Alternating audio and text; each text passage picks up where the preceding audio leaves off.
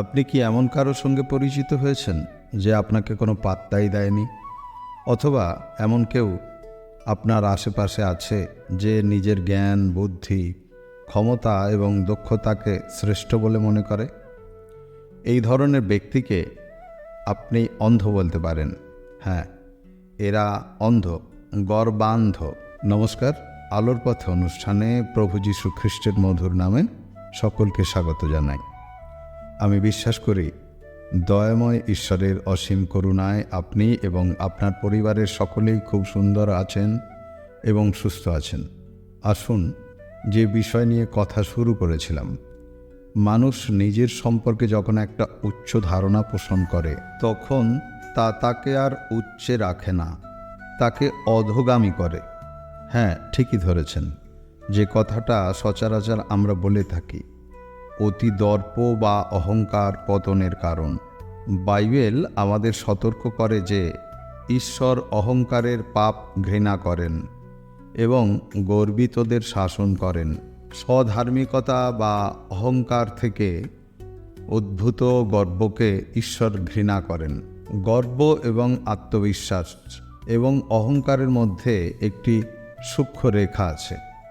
এটা মূলত প্রয়োজনের অতিরিক্ত আত্মপ্রতিষ্ঠা এবং আত্মপ্রচারের স্বতঃপ্রণোদিত প্রচেষ্টা।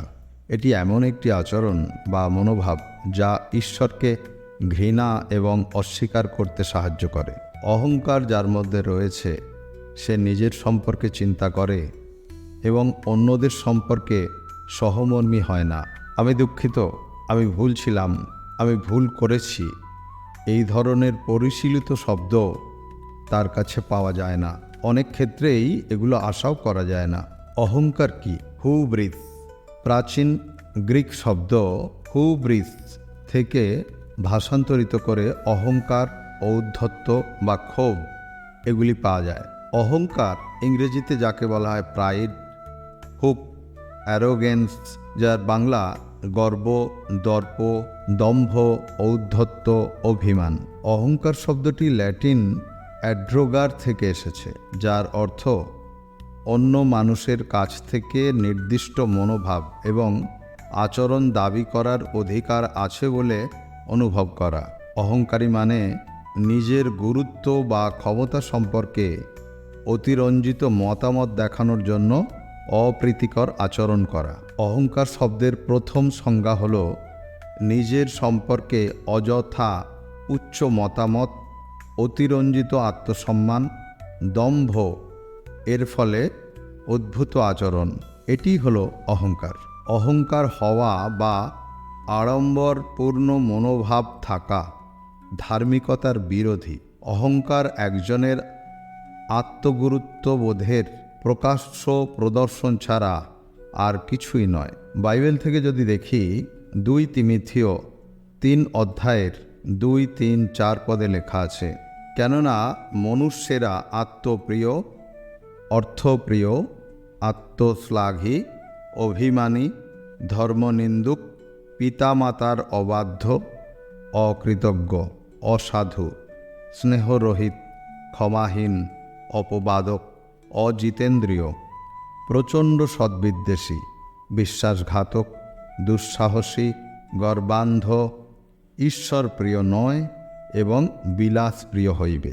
প্রিয় বিশ্বাসী, এখানে আমরা দেখলাম এই বাক্যের মধ্যে 2টি শব্দ উল্লেখ করা রয়েছে, অভিমানী এবং গর্বান্ধ। আর তাদের সঙ্গেই একটি বিষয় সহগ করা আছে, সেটা হলো তারা ঈশ্বর প্রিয় নয়। হিতোপদেশ 21 অধ্যায়ের 24 পদে লেখা আছে, যে অভিমানী ও উদ্ধত তাহার নাম নিন্দুক, সে দর্পের প্রাবল্যে কর্ম করে।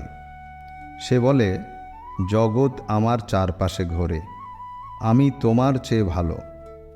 সে ভীতি প্রদর্শন করে এবং অন্যদের সাথে সম্পর্ক নষ্ট করে। প্রিয় বিশ্বাসী, যারা গর্বিত তারা নিজেদেরকে অন্যের থেকে ভালো মনে করে এবং অন্যকে অবজ্ঞা ও উপহাসের চোখে দেখে।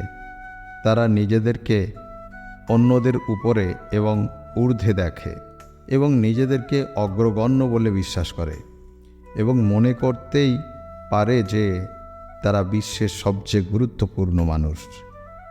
প্রিয় বিশ্বাসী, আসুন আমরা একটু আত্ম অনুসন্ধান করে দেখি আমাদের মধ্যে সেই অহংকারী মানুষটি আছে কিনা। কারণ খ্রিস্টের সন্তান হিসেবে আমাদের প্রভুর বাক্য অনুসরণে চলতে হবে। আসুন প্রভুর বাক্য আমাদের কি বলে দেখি। গীত সংহিতা ৭৫ অধ্যায়ের ৪ পদে লেখা আছে, আমি গর্বিত লোকদিগকে কহিলাম গর্ব করিও না, দুষ্ট লোকদিগকে কহিলাম শৃঙ্গ তুলিও না। ১ যোহন ২ অধ্যায় ১৬ পদে লেখা আছে, কেননা জগতে যে কিছু আছে, মাংসের অভিলাষ, চক্ষুর অভিলাষ ও জীবিকার দর্প, এ সকল পিতা হইতে নয়, কিন্তু জগৎ হইতে হইয়াছে।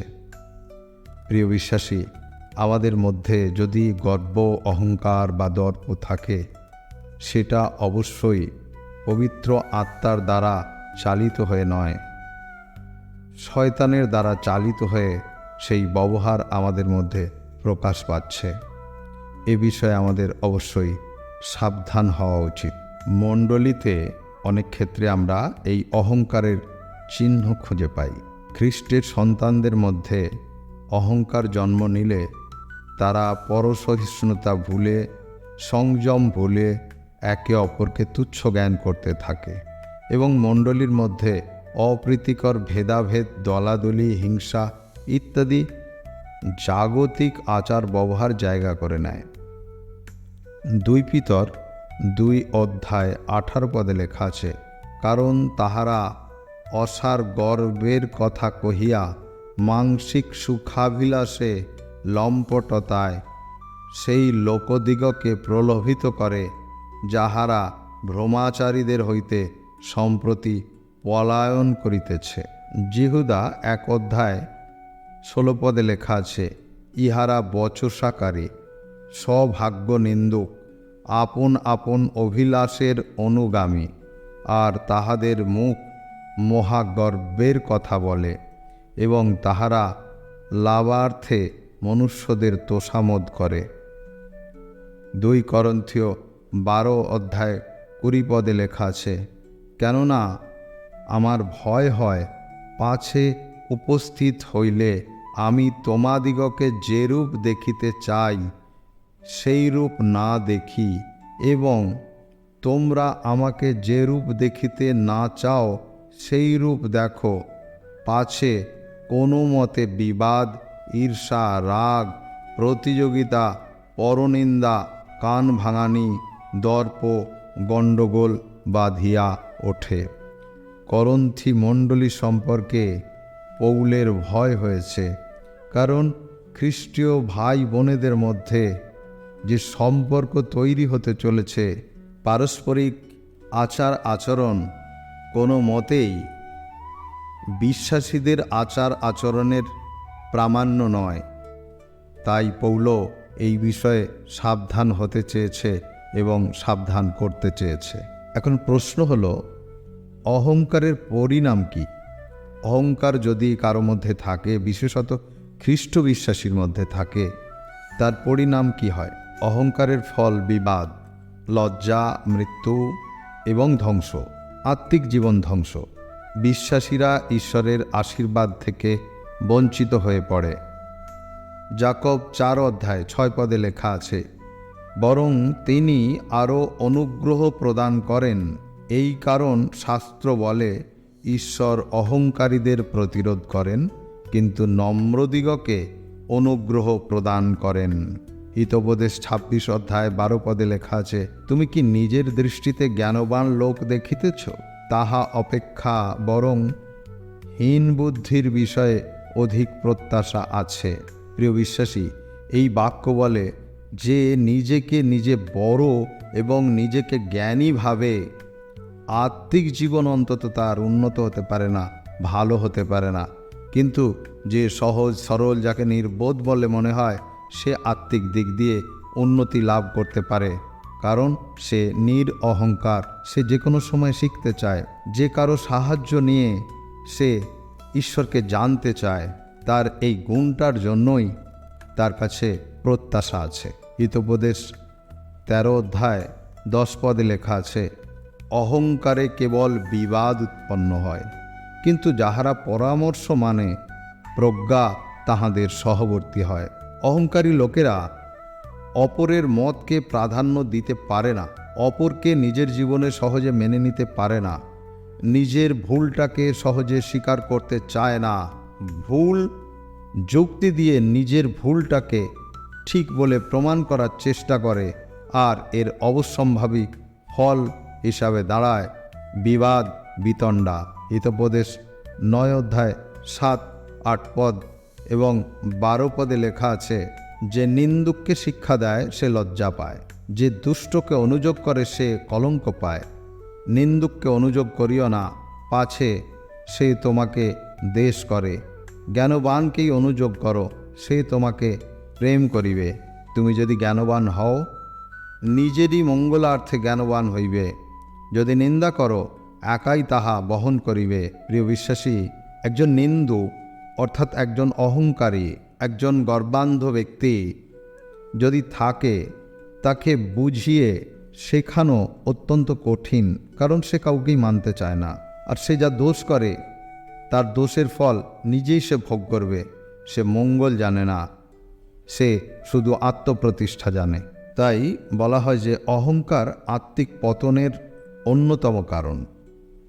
হিতোপদেশ 16 অধ্যায় 18 পদে লেখা আছে, বিনাশের পূর্বে অহংকার, পতনের পূর্বে মনের গর্ব। 1 তিমথিও 3 অধ্যায় 6 লেখা আছে, তিনি নতুন শিষ্য না হইউন, পাছে গর্বান্ধ হইয়া দিয়াবলের বিচারে পতিত হন।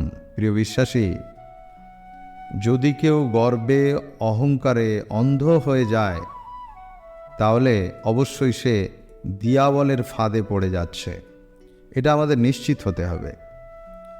আর যদি আমরা অহংকারী হয়ে উঠি, তাহলে জানতে হবে খুব তাড়াতাড়ি আমাদের আত্মিক জীবনে একটা বিনাশ নেমে আসছে। ঈশ্বরের আশীর্বাদ থেকে বঞ্চিত হতে হয় যদি আমাদের মধ্যে অহংকার থাকে। ওবদীয় 1 অধ্যায় 3-4 পদ লেখা আছে, হে শৈলদরীবাসী, হে উচ্চস্থানবাসী, তোমার অন্তঃকরণের অহংকার তোমাকে বঞ্চনা করিয়াছে। তুমি মনে মনে কহিতেছ, কে আমাকে ভূমিতে নামাইবে? তুমি যদ্যপি ঈগল পক্ষীর ন্যায় উচ্চে আরোহণ করো, যদ্যপি তারাগণের মধ্যে তোমার বাসা স্থাপিত হয়, তথাপি আমি তোমাকে তথা হইতে নামাইব, ইহা সদা প্রভু কহেন। হিতোপদেশ 16 অধ্যায়ের 5 পদে লেখা আছে, যে কেহ হৃদয়ে গর্বিত, সে সদা প্রভুর ঘৃণাস্পদ, হস্তে হস্ত দিলেও সে অদণ্ডিত থাকিবে না। অর্থাৎ গর্বিত মানুষ ক্ষমা পেতে পারে না, এই ধরনের বিষয় এখানে উল্লেখ করা হচ্ছে। হস্তে হস্ত দিলেও সে অদণ্ডিত থাকিবে না, অর্থাৎ অহংকারীদের উপরে ঈশ্বরের ক্রোধ নেমে আসতে পারে। গীতসংহিতা 31 অধ্যায়ের 23 পদে লেখা আছে, হে সদাপ্রভুর সমস্ত সাধু, তোমরা তাহাকে প্রেম করো। সদাপ্রভু বিশ্বস্ত দিগকে রক্ষা করেন, কিন্তু গর্বাচারীকে অনেক প্রতিফল দেন। গীতসংহিতা 101 অধ্যায় 5 পদে লেখা আছে, যে জন গোপনে প্রতিবাসীর পরিবাদ করে, তাহাকে আমি উচ্ছেদ করিব। যাহার সাহংকার দৃষ্টি ও গর্বিত হৃদয়, তাহাকে সহ্য করিব না। প্রিয়বিশ্বাসী, এখানে দেখলাম অহংকারী কোনোভাবেই ক্ষমা পাওয়া এই ব্যাপারটা কল্পনা করতে পারে না, কারণ ঈশ্বরের কাছে অহংকার ঘৃণার বস্তু, অহংকারী ঘৃণাস্পদ, তাই তিনি তাদের প্রতিফল দিয়ে থাকেন। তাহলে প্রশ্ন হলো আমাদের মধ্যে, এখন এই অহংকার যদি কারোর মধ্যে থাকে, কোনো খ্রিস্ট বিশ্বাসীর মধ্যে থাকে, তাহলে সে কি করবে? অর্থাৎ অহংকার থেকে দূরে থাকবার উপায়টাই কি? আসুন দেখি বাইবেল কি বলে। প্রথমত, আমাদের বাইবেলের পদ অনুসরণে আত্মিক সহভাগিতা করা অত্যন্ত দরকার। যারা আত্মায় অত্যন্ত পরিপক্ক এবং ঈশ্বরের প্রতি অসাধারণ ভয় আছে, পবিত্র লোক হিসাবে যারা পরিচিত এবং খ্রিস্টে যাদের গভীর প্রেম বর্তমান, সেই সব ব্যক্তিদের সান্নিধ্যে আমাদের অবশ্যই আসা উচিত। 1 পিতর 5 অধ্যায় 5 এবং 6 পদে লেখা আছে, তদ্রূপ হে যুবকেরা, তোমরা প্রাচীনদের বশীভূত হও, আর তোমরা সকলেই একজন অন্যজনের সেবার্থে নম্রতায় কটিবন্ধন করো, কেননা ঈশ্বর অহংকারীদের প্রতিরোধ করেন, কিন্তু নম্রদিগকে অনুগ্রহ প্রদান করেন। অতএব তোমরা ঈশ্বরের পরাক্রান্ত হস্তের নিচে নত হও, যেন তিনি উপযুক্ত সময়ে তোমাদিগকে উন্নত করেন। ঈশ্বরীয় প্রেম সাধন করা আমাদের প্রয়োজন আছে। 1 করন্থীয় 13 অধ্যায় 3 থেকে 5 পদে লেখা আছে, আর যথা সর্বস্ব যদি দরিদ্রদিগকে খাওয়াইয়া দিই এবং পোড়াইবার জন্য আপন দেহ দান করি, কিন্তু আমার প্রেম না থাকে, তবে আমার কিছু লাভ নাই। প্রেম চিরসহিষ্ণু, প্রেম মধুর, ঈর্ষা করে না, প্রেম আত্মশ্লাঘা করে না, গর্ব করে না, অশিষ্টাচরণ করে না, স্বার্থ চেষ্টা করে না, রাগিয়া ওঠে না, অপকার গণনা করে না। খ্রিস্টে প্রিয় ভাই বোন, প্রভু যে প্রেম আমাদের বিতরণ করেছে, সেই প্রেমের মধ্যে যদি আমরা থাকি, আমাদের মধ্য থেকে অহংকার সরে যাবে। কারণ প্রেম থাকলে আমরা কেউ নিজেদেরকে নিয়ে গর্ব করতে পারি না। আমাদের মধ্যে প্রেম থাকলে আমরা সহজে রেগে উঠি না। আমরা নিজেদের স্বার্থটাকেই বড় করে দেখি না, নিজেদের সম্মানটাকেই বড় করে কখনো দেখতে পারি না, যদি প্রভুর প্রেম আমাদের মধ্যে থাকে। তাই ঈশ্বরীয় প্রেম সাধন করা আমাদের অত্যন্ত প্রয়োজন। আমাদের প্রভুর কাছে প্রার্থনা করা দরকার। প্রভুর কাছে দিন প্রতিদিন সদা সর্বদা প্রার্থনা করুন, হে প্রভু, দয়াময় করুণাময় ঈশ্বর, তুমি নত নম্রভাবে আমায় চলতে সাহায্য করো। আমার অহংকার চূর্ণ করো। আমি যেন প্রত্যেককে আমার চেয়ে শ্রেষ্ঠ জ্ঞান করি। তুমি আমাকে তোমার স্বভাবে চলতে সাহায্য করো প্রভু। প্রিয় বিশ্বাসী, যাকব 4 অধ্যায় 7 পদে লেখা আছে আমাদের কি করতে হবে। অতএব তোমরা ঈশ্বরের বশীভূত হও, কিন্তু দিয়াবলের প্রতিরোধ করো, তাহাতে সে তোমাদের হইতে পলায়ন করিবে। কেন আমাদের জীবন থেকে দিয়াবলকে তাড়ানো উচিত? কেন এই বাক্য আমাদের সামনে উপস্থিত হলো? তার কারণ, দিয়াবল, শয়তান, সে কেন স্বর্গ থেকে পতিত হয়েছিল? তার প্রধান কারণ হলো সে অহংকারী ছিল। আর সে আমাদের মধ্যেও সেই অহংকারী স্বভাবটাকে কার্য করাতে চায়। তাই আমরা যখন অহংকারী হয়ে উঠি, কোনো বিষয়ে আমরা যখন গর্ব করি, তখন সে কিন্তু আমাদেরকে চালিত করতে থাকে। তাই ঈশ্বরের বশীভূত হয়ে সবার প্রথম দিয়াবলের প্রতিরোধ করতে চাওয়া আমাদের উচিত। কোনো কাজ যদি গর্বের দ্বারা চালিত হয়ে অহংকারী হয়ে উঠে আমরা করে ফেলি, তার জন্য অবশ্যই আমাদের অনুশোচনা করতে হবে।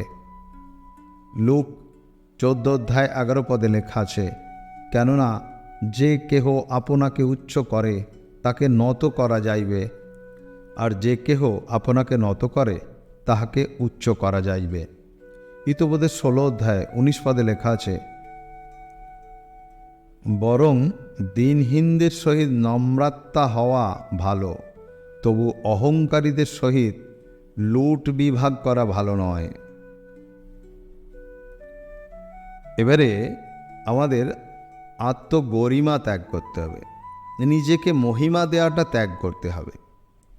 গালাতীয় 6 অধ্যায় 3 পদে লেখা আছে, কেননা যদি কেহ মনে করে আমি কিছু, কিন্তু বাস্তবিক সে কিছুই নয়, তবে সে আপনি আপনাকে ভুলায়।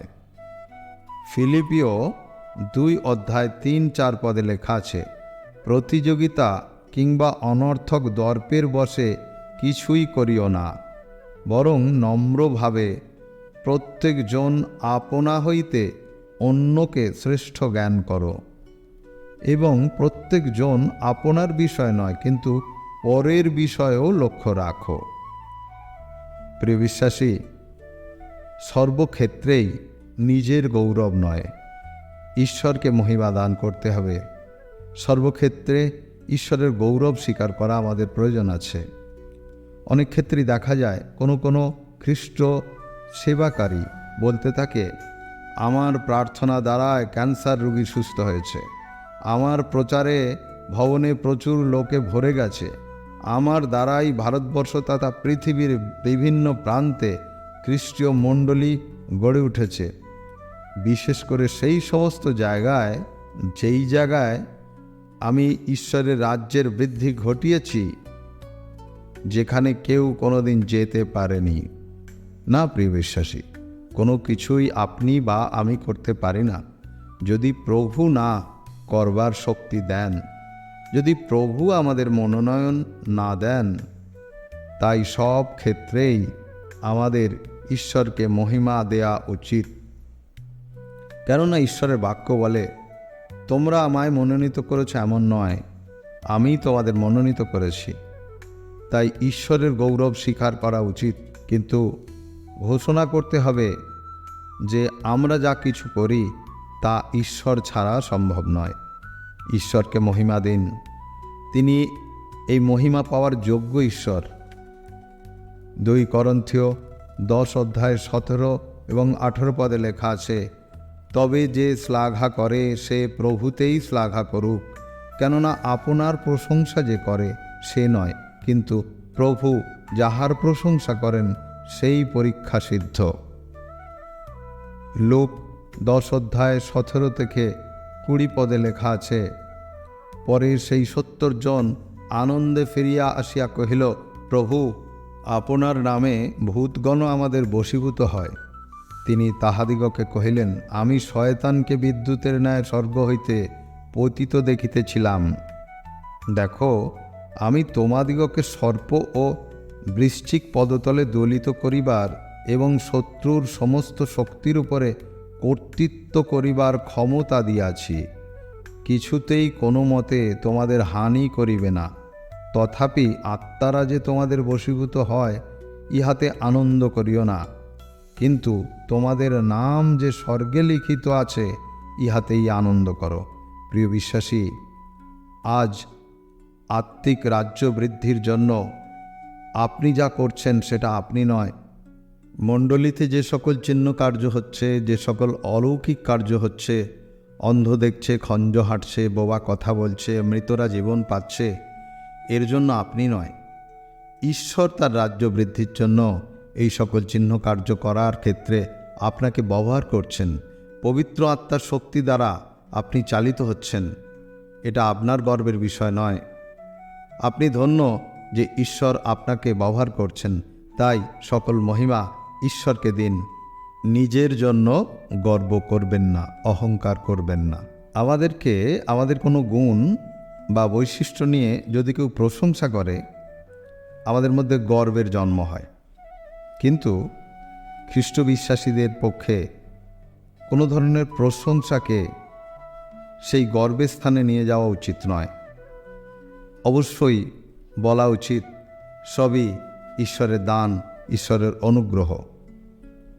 জিরমীয় 9:23 পদে লেখা আছে, সদাপ্রভু এই কথা কহেন, জ্ঞানবান আপন জ্ঞানের শ্লাঘা না করুক, বিক্রমী আপন বিক্রমের শ্লাঘা না করুক, ধনবান আপন ধনের শ্লাঘা না করুক। 24 পদে লেখা আছে, কিন্তু যে ব্যক্তি শ্লাঘা করে সে এই বিষয়ের শ্লাঘা করুক যে সে বুঝিতে পারে ও আমার এই পরিচয় পাইয়াছে যে আমি সদাপ্রভু পৃথিবীতে দয়া, বিচার ও ধার্মিকতার অনুষ্ঠান করি, কারণ ওই সকলে প্রীত, ইহা সদাপ্রভু কহেন। ঈশ্বর আমাদের দুটি প্রতিশ্রুতি দিয়েছে। প্রথম, অহংকারীরা শাস্তি পাবে। হিতোপদেশ 16 অধ্যায় 5 পদে লেখা আছে, যে কেহ হৃদয়ে গর্বিত সে সদাপ্রভুর ঘৃণাস্পদ, হস্তে হস্ত দিলেও সে অদণ্ডিত থাকিবে না। যিশায় 13 অধ্যায় 11 পদে লেখা আছে, আর আমি জগতের উপরে দুর্বৃত্তির ফল ও দুষ্টগণের উপরে তাহাদের অপরাধের ফল বর্তাইব। আমি অহংকারীদের দর্প শেষ করিব, দুর্দান্তদের গর্ব খর্ব করিব। দ্বিতীয়, নতনম্র মানুষ ঈশ্বরের করুণা লাভ করবে। মথি 5 অধ্যায় 3 পদে লেখা আছে, ধন্য যাহারা আত্মাতে দিনহীন, কারণ স্বর্গরাজ্য তাহাদেরই। 1 পিতর 5 অধ্যায় 5 পদে লেখা আছে, তদ্রূপ হে যুবকেরা, তোমরা প্রাচীনদের বশীভূত হও, আর তোমরা সকলেই একজন অন্যের সেবার্থে নম্রতায় কটিবন্ধন করো, কেননা ঈশ্বর অহংকারীদের প্রতিরোধ করেন, কিন্তু নম্রদিগকে অনুগ্রহ দান করেন। হিতোপদেশ 3 অধ্যায় 34 পদে লেখা আছে, নিশ্চয়ই তিনি নিন্দুক দিগের নিন্দা করেন, কিন্তু নম্রদিগকে অনুগ্রহ দান করেন। খ্রিস্টের ভাই এবং বোনেরা, ঈশ্বরের প্রতিশ্রুতি আমরা দেখলাম।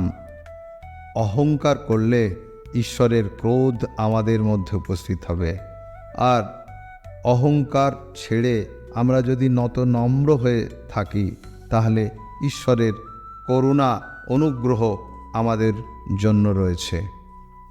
হিতোপদেশ 3 অধ্যায় 34 পদটি তাই আবার বলতে চাই, নিশ্চয়ই তিনি নিন্দুক দিগকের নিন্দা করেন, কিন্তু নম্র দিগকে অনুগ্রহ প্রদান করেন। অহংকার মানুষের একটা আভ্যন্তরীণ মন্দতা। অনেক ক্ষেত্রেই আমরা মনে করি এটা বাইরের থেকে আসে, কিন্তু না, এটা ভিতর থেকে আসা সম্ভব।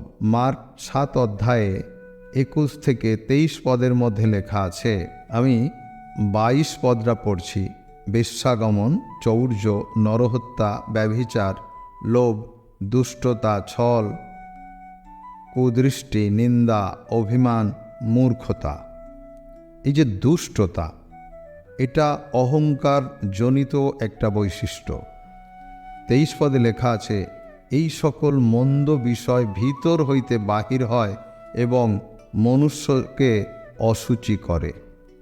এই ধরনের মন্দতা থেকে বের হতে দয়া ও সত্যের অনুসন্ধান করা প্রয়োজন। ঈশ্বর ভয়কে সামনে রাখা আবশ্যক। হিতোপদেশ 16 অধ্যায় 6 পদে লেখা আছে, দয়া ও সত্যে অপরাধের প্রায়শ্চিত্ত হয়, আর সদাপ্রভুর ভয়ে মনুষ্য মন্দ হইতে সরিয়া যায়। ঈশ্বরের সন্তানেরা, আজকে সেই সময় এসেছে, বাক্যকে বুঝুন, বাক্যর সামনে আসুন, প্রভুর কাছে অনুশোচনা করুন।